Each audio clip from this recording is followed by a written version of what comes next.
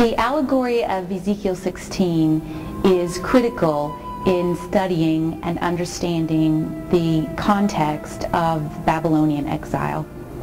We believe that it's written by Ezekiel after the first deportation in the 6th century BCE. What's important here is it is the story, it is the telling of the relationship of Yahweh and His people. That divine human encounter, that is the foundation for understanding then the judgment and the punishment and the destruction of Jerusalem. Sometimes we study the judgment without studying the relationship, and I believe that is to misunderstand the context. What Ezekiel gives us here is a beautiful story of Yahweh happening upon this baby, this child that's been cast aside. He finds her in the field and He says to her as she kicks about in her blood, "Live." And what Yahweh does is adopt this orphan and take it as His own. And then later in the story we read that Yahweh will spread His Kanaph, His skirt or His wing, over this young woman.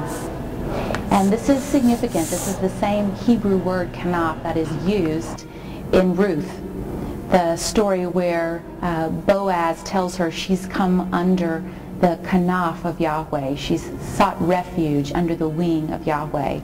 Later in the story of Ruth, Boaz will spread his Kanaph, his skirt, his wing over Ruth. This word connotes protection and provision, and it's also a marital image that we have here. And so we see Yahweh wedding Himself to this young woman. And so we understand this as the beginning of the relationship between Yahweh and His people.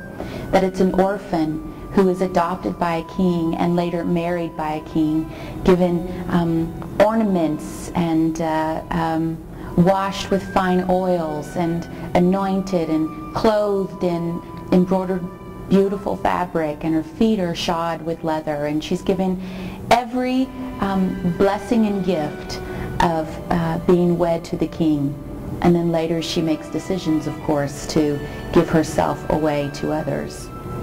And so it's important that we understand this relationship, this love of Yahweh for His people, for His bride, before we begin to try to study any sort of notion of judgment.